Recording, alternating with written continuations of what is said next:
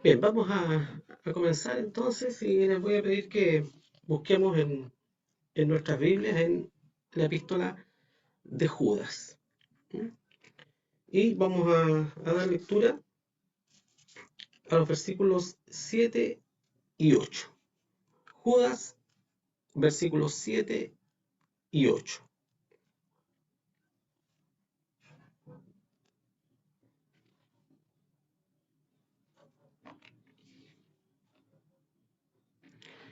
Bien, dice así la palabra del Señor en Judas 7 y 8. Como Sodoma y Gomorra y las ciudades comarcanas, las cuales de la misma manera que ellos habían fornicado y habían seguido la carne extraña, fueron puestas por ejemplo sufriendo el juicio del fuego eterno. De la misma manera, también estos soñadores amancillan la carne y menosprecian la potestad y vituperan las potestades superiores. Oremos. Padre Celestial, nuevamente acudimos a ti en esta oportunidad para pedir la dirección en el estudio y la reflexión de tu palabra.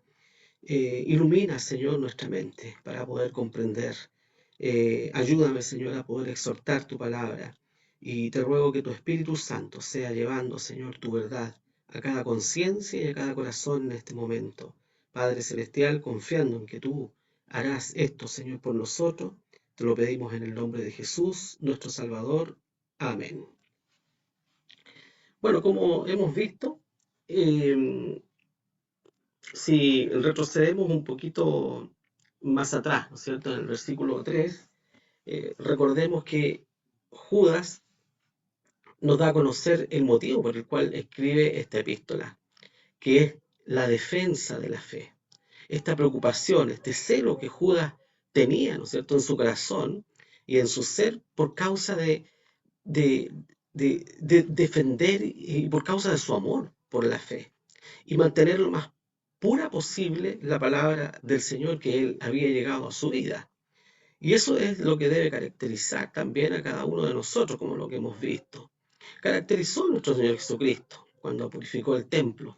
En dos oportunidades nuestro Señor Jesucristo tuvo que ir y purificar el templo. Actuó de una manera drástica en realidad con quienes estaban allí corrompiendo el lugar, ¿no es cierto?, santo para el pueblo de Dios en aquella época, que era el templo. Y en esas dos oportunidades el Señor actuó de una manera drástica, tomando, ¿no es cierto?, un látigo, echando fuera a todos aquellos que estaban profanando el templo de Dios y diciéndole finalmente que el templo, casa de Dios, será llamada y ustedes la han hecho una cueva de ladrones, ¿verdad? Ahí vemos. Y cuando los discípulos también se recordaron de toda la palabra del Señor que decía, el celo de tu casa me comió, me consumió. Y eso fue lo que le ocurrió al Señor. El celo por las cosas de Dios, por la casa de oración, por el templo, lo hizo actuar de esa manera. Y es como debemos actuar nosotros también, frente a los peligros que enfrenta la palabra del Señor, especialmente en nuestros tiempos también, cuando se nos quiere presentar todas y muchas aberraciones en esta sociedad como si fueran lo más normal. Nosotros debemos creer, ¿no es cierto?, a lo que dice la palabra del Señor. Dios establece en su palabra una verdad única que viene de Él y es lo que todos nosotros debemos aceptar y creer como cristianos y como hijos de Dios. Bueno, recordar también, ¿no es cierto?, que Dios castigó y sentenció, perdón, a los ángeles que pecaron, ya como lo hemos visto en estudios anteriores. Castigó también a aquellos de Israel que fueron desobedientes a Dios. Y además, como lo revela acá también y como lo relata Judas, dejó caer un severo juicio contra Sodoma y contra Gomorra. Bueno, en realidad, esta era un conglomerado de ciudades. No eran solamente dos ciudades, mencionan Sodoma y Gomorra, pero aquí había un conglomerado de ciudades. Eran 5 ciudades que estaban en esa zona, en ese lugar. 5 enormes ciudades, muy pobladas. Era una población bastante alta la que había en ese lugar. Y la palabra de Dios nos da las características en las cuales llegaron a predominar en Sodoma y Gomorra. Eh, el castigo que Dios trae sobre Sodoma fue en realidad por la aberrante desviación sexual, que más adelante Dios había dicho a su pueblo que por ningún motivo practicaran dichas cosas. Si nosotros nos remontamos al libro de Levítico, en el Antiguo Testamento, Levítico capítulo 18, allí hay un versículo que dice que Dios, están las ordenanzas de Dios hacia su pueblo Israel, y dice, no te echarás con varón como con mujer, es abominación. Así lo dice la palabra del Señor. Qué fuertes palabras, ¿verdad? No te echarás con varón como con mujer, es abominación. Por lo tanto, ¿verdad? Todo lo que la sociedad moderna quiere presentar como una normalidad, ¿verdad? El matrimonio homoparental y todas estas cosas, la palabra del Señor, ¿cómo la llama? Abominación. Perdónenme, pero la palabra del Señor lo llama así. La conducta, Dios la llama como una abominación. No olvidemos y no confundamos. Dios ama al hombre, Dios tiene compasión del ser humano, cualquiera que sea su condición, hombres y mujeres. Dios les ama y nos ama a todos por igual. Tan grande es el amor de Dios, ¿no es cierto? ¿Qué dice la palabra del Señor? Porque de tal manera amó Dios al mundo, de tal manera, qué grande es el amor de Dios, que fue capaz de enviar a su Hijo a este mundo a morir, ¿no es cierto?, por los pecadores. El justo morir por todos aquellos injustos, y dentro de los cuales también estábamos nosotros, porque nuestras obras y nuestras conductas eran abominación ante Dios, así como lo dice el Levítico, ¿no es cierto? Esta conducta de, como dice, de una relación entre dos hombres y dos mujeres, ¿verdad? Es una abominación para el Señor. Es lo que Dios le había prohibido a su pueblo.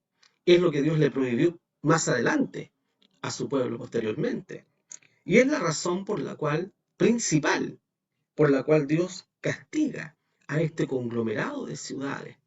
Y este castigo fue un castigo ejemplar y severo y tremendo, mis hermanos. Dios envía un tremendo cataclismo sobre estas ciudades, destruyendo toda forma de vida en esos lugares. Murieron niños, mujeres, ancianos, todos. Solamente se salvó Lot y sus dos hijas, y nadie más. Y se salvó una pequeña ciudad nada más, por causa de Lot, porque también estaba en la lista, ¿cierto?, de la destrucción que Dios traía sobre estas ciudades. Y por eso que Zoar se salva de este juicio severo de parte de Dios, porque Lot le pidió al Señor acudir, ¿no es cierto?, para huir hasta ese lugar. Y Dios perdona esa ciudad por causa de Lot, porque si no también hubiera caído sobre el juicio aquella ciudad y también habría perecido como Sodoma y Gomorra y las demás ciudades que allí habían. ¿Qué juicio más severo, verdad? Bueno, apuntemos un poco más atrás. Dios no perdonó a los ángeles, dice la palabra del Señor, que pecaron y que no guardaron su dignidad, sino que los sentenció inmediatamente. No hay ninguna esperanza de arrepentimiento ni de salvación en los ángeles que pecaron. Dios los sentenció, pero inmediatamente a una perdición eterna. Dios también trajo juicios severos sobre aquellos que salieron de Egipto y que no fueron obedientes a la palabra del Señor y que fueron incrédulos a Dios. Dios trajo juicio severo también sobre ellos y los destruyó y quedaron muertos allí, ¿no es cierto?, en el desierto. Y ahora nos trae al presente, ¿no es cierto?, es el ejemplo de Sodoma y Gomorra por causa de todas estas aberraciones que estaban ocurriendo, ¿no es cierto?, en esa ciudad. Vamos a leer un breve relato, ¿no es cierto?, de esto ahí en Génesis, capítulo 19, eh, versículo 5. Génesis capítulo 19, versículo 5, donde dice,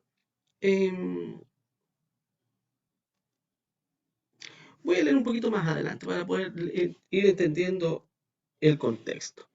Dice, y antes que se acostasen, cercaron la casa de Lot, ¿verdad? Hombres de la ciudad, varones de Sodoma, todo el pueblo junto, desde el más joven hasta el más viejo. Nótese eso, desde el más joven hasta el más viejo. O sea, todos estaban corrompidos por causa del pecado. ¿Y por qué estaban ahí arremetiendo contra la casa de Lot? No olvidemos que allí habían llegado ángeles y Lot había alojado ángeles en la casa de Lot. Y estos hombres, ¿verdad? ¿Qué querían? Querían abusar de ellos. Y por eso que querían que Lot sacara a estos hombres para que ellos abusaran, ¿verdad? De estos ángeles. Y llamaron a Lot y le dijeron, ¿dónde están los varones que vinieron a ti esta noche? Sácanoslo para que los conozcamos. Entonces Lot salió a ellos a la puerta y cerró las puertas tras sí. Y dijo, os ruego, hermanos míos, que no hagáis tal maldad. Aquí la palabra del Señor está relatando de una forma realmente explícita lo que estaba ocurriendo. Y entendemos, ¿cierto? Muy claramente el suceso al cual se estaba enfrentando Lot. Lot estaba tratando, ¿no es cierto?, de defender a estos ángeles que habían venido a visitarle y tratar de contener a todos estos hombres jóvenes, seguramente había muy jóvenes allí, ¿no es cierto?, y hombres adultos que querían, ¿verdad?, que Lot sacara fuera a estos invitados. ¿Para qué? Para abusar de ellos. A ese nivel había llegado la corrupción, la inmoralidad en estas ciudades. ¿Acaso no se asemeja al mundo que estamos viviendo hoy día, mis hermanos? Cuando cada vez, ¿no es cierto?, vamos viendo que es más normal todas estas cosas. Y se están normando, ¿no es cierto?, en nuestra sociedad. Los niños en nuestra sociedad hoy día están creciendo como si eso fuera lo más normal del mundo. ¿Mm? Pero no olvidemos la palabra del Señor y no olvidemos lo que nos enseña la palabra del Señor con respecto a esto. Dios creó a un hombre y a una mujer y les dijo fructificad y multiplicaos, llenad la tierra, ¿verdad? Y los bendijo Dios. Y creó Dios la primera familia entre un hombre y una mujer. Todo lo que ocurre después es por causa del pecado y por eso la inmoralidad y por eso, ¿verdad?, ocurre todo lo que nosotros vemos en nuestros tiempos, ¿verdad? Todas estas aberraciones que manifiesta el hombre. Bueno, la palabra del Señor nos deja ver claramente entonces el nivel de corrupción y de pecado que existía en aquellas ciudades. Podemos leer también aquí en el libro a los Romanos, en el capítulo 1, versículos 26 y 27, que dice lo siguiente: y del mismo modo también los hombres, dejando el uso natural de las mujeres, se encendieron en su concupiscencia los unos con los otros, cometiendo cosas nefandas, hombres con hombres, y recibiendo en sí mismos la recompensa que convino a su extravío.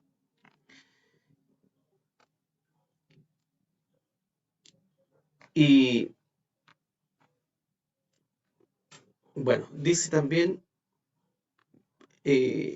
un poquito más abajo, si es que no me equivoco, y como a ellos no les pareció tener a Dios en su noticia, Dios los entregó a una mente depravada para hacer lo que no conviene. Bueno, Dios siempre ha intervenido en la humanidad cuando la humanidad cierra sus ojos a la fe y le da la espalda a Dios y se enceguece y se revuelca en su propia inmoralidad y en su propio pecado. Dios interviene inevitablemente y así lo hará algún día. Dios intervendrá en la sociedad moderna, en el mundo. Va a intervenir por causa de los pecados del hombre. Aquí hay algunos que piensan y que aseveran de que la palabra del Señor no es clara con respecto a cuál era el pecado real que había en Sodoma y Gomorra. Pero la palabra del Señor es más que clara, ¿verdad? Es muy clara con respecto a la especificación de cuál era el pecado que caracterizaba a estas ciudades, ¿no es cierto?, de la antigüedad y por las cuales Dios las destruyó. Eh, entonces, claramente podemos leer en Génesis los motivos por los cuales Dios destruye estas ciudades y también cuando la palabra del Señor nos dice aquí en Romanos, ¿verdad?, en los versículos que acabamos de leer, eh, donde nos dice la palabra del Señor que los hombres mudaron el uso natural, que es contra naturaleza. ¿Mm? Mudaron el uso natural, lo que Dios había hecho, lo que Dios había implantado, ¿no es cierto?, en la naturaleza humana, los hombres cambiaron esa naturaleza, ¿verdad? Y lo que la palabra del Señor lo llama la carne extraña, siguiendo estas concupiscencias, ¿verdad? Esta carne extraña, o como dice el griego, otra carne, ¿verdad? Algo distinto de lo que Dios creó y de lo que Dios estipuló para el hombre y la mujer. Entonces, no nos equivoquemos, ¿verdad? Lo que la palabra del Señor nos dice claramente es que el juicio de Dios, así como cayó sobre Sodoma y Gomorra y sobre los ángeles que pecaron, que no guardaron su dignidad, y sobre aquellos, ¿verdad?, que blasfemaron el nombre de Dios y le dieron la espalda a Dios después que Dios les había salvado, ¿no es cierto?, de Egipto. Dios fue severo contra ellos, así será también el juicio contra esta humanidad impía, atea y que no quiere entender que Dios es un Dios de amor y que Dios quiere llamar al pecador al arrepentimiento. Pero esta humanidad no quiere recibir este mensaje de amor de Dios. No quiere. Quiere vivir, ¿verdad?, como mejor le plazca, sin Dios y sin ley en esta tierra. Bueno, dice que habían seguido la carne extraña y que fueron puestas por ejemplo, dice, sufriendo el juicio del fuego eterno. ¿Mm? No fue solamente un fuego que destruyó las ciudades y terminó con la vida, ¿no es cierto?, de aquellas personas que allí vivían, sino que el fuego eterno nos sugiere que es una eterna perdición, sin salvación alguna, ¿verdad? Y luego Judas continúa diciendo en el versículo 8, así también, ¿no es cierto?, queriendo decirlo, de la misma manera, también estos soñadores, ¿a quiénes se refieren? ¿No es cierto? Se está refiriendo a aquellos que especifican en el versículo 4, cuando dice, porque algunos hombres han entrado encubiertamente, ¿ya?, que han sido eh, ordenados para esto, ¿no es cierto?, para esta condenación desde antes, dice. A aquellos se refiere. ¿M? Y dice, de la misma manera también, estos soñadores mancillan la carne. ¿Ya? Eh, y luego dice, y menosprecian la potestad y vituperan las potestades superiores. Bueno, después de estos tres ejemplos que hemos visto, después de los ángeles que pecaron, después del diluvio, ¿cierto?, de Sodoma y Gomorra, eh, y ejemplos que deberían en realidad servir de escarmiento a todos quienes tuviesen vicios semejantes a estos. Judas describe las características de estos falsos maestros. Dos características principales: la arrogancia y la corrupción. La arrogancia, ese orgullo y esa soberbia de creerse superiores, de creer incluso ser como Dios o ser representantes de Dios, ¿no es cierto? Y la corrupción que caracteriza también a muchos falsos maestros, una vida perdida, una vida de perdición y de pecado sin precedentes. A ellos se refiere. Estos falsos maestros a que se refiere Judas pretendían justificar por medio de visiones aparentemente de Dios esta carnalidad pecaminosa y contraria a la santa ley del Señor. Amancillan la carne, se deshonran la carne, quiere decir eso. Los llama soñadores, además, porque pretendían justificar de esta manera su vida corrompida e inmoral, con aparentes visiones y sueños o revelaciones de parte de Dios, revelaciones mentirosas, visiones mentirosas, sueños mentirosos, para engañar en realidad al pueblo de Dios. No debe extrañarnos esto, mis hermanos. Podría extrañarnos, ¿no es cierto? Pero no debería extrañarnos.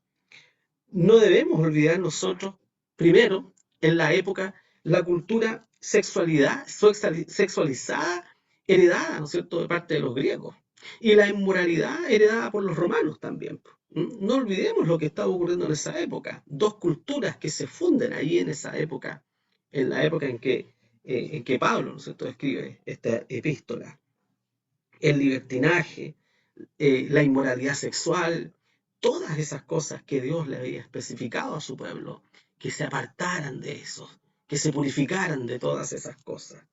Bueno, menosprecian la potestad, probablemente se refiere a que rechazaban el señorío de Cristo al no tomar en cuenta las ordenanzas del Señor. Cada vez que nosotros no tomamos en cuenta las enseñanzas y las ordenanzas de nuestro Señor, estamos despreciando y estamos rechazando el señorío de Cristo sobre nuestras vidas. Estamos diciendo no. Cristo no dejaré que Cristo ordene y corrija o llene o dirija mi vida. ¿Cuántas personas dicen eso, verdad? No, yo no me rijo por la Biblia, ni por Dios. Yo me rijo como yo quiero, como yo pienso. Yo quiero ser libre. Quiero tomar mis propias decisiones. No quiero que haya un Dios que me imponga. No quiero que haya un libro que me imponga ciertas leyes, ciertos ritos. Yo quiero hacer lo que a mí se me antoja, ¿verdad? Quiero libertades plenas. Es el sentimiento del hombre moderno. Bueno, esto debiera ser, en realidad, mis hermanos, una amonestación a todos, a nosotros y a aquellos, especialmente a aquellos que no creen. Una amonestación a aquellos que viven una vida de placeres carnales, desobedeciendo el mandato de Dios. Debería ser una advertencia severa, ¿verdad? Debería ser una advertencia que nos condujera a un verdadero arrepentimiento de todos nuestros pecados. Y cuando eso ocurre, ocurre simplemente porque es Dios quien opera por medio de su Santo Espíritu en la vida de aquellos que Dios quiere atraer a sí mismo y que producen la conciencia y en lo más profundo del corazón un verdadero arrepentimiento y un despertar acerca del pecado. Y Dios mismo abre los ojos entonces de aquellos a quienes hace sus hijos para darse cuenta qué es pecado y que debemos alejarnos, ¿cierto?, de todas estas conductas pecaminosas. Insisto, Dios ama al hombre, Dios ama a la mujer, cualquiera que sea la condición que éste tenga. No hay pecado, mis hermanos, que Dios no pueda perdonar. Dios puede perdonar todos los pecados.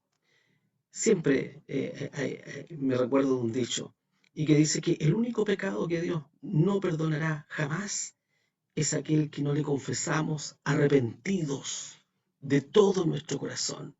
Ese pecado nunca el Señor lo perdonará, porque no hay arrepentimiento sincero. Pero Dios quiere y Dios puede perdonar todo pecado que haya en aquel que viene o aquella que venga a Jesús y a los pies de Cristo. El Señor les ama, el Señor nos ama, ¿verdad? Y quiere transformar nuestra vida, haciéndonos sus hijos y dándonos una vida mejor por lo demás, una vida más plena, una vida más feliz, una vida disciplinada, ¿no es cierto?, con la palabra del Señor. Eso es lo que Dios quiere hacer con cada uno de nosotros. Obviamente, el llamado, ¿no es cierto?, es a reflexionar acerca de estas palabras y agradecer al Señor cuán grande es la misericordia que Él ha tenido para con cada uno de nosotros, habiéndonos rescatado, ¿no es cierto?, de nuestra vana manera de vivir. ¿Somos mejores que ellos? ¿Acaso? Era la pregunta que hacía el apóstol Pablo. ¿Somos mejores nosotros que ellos?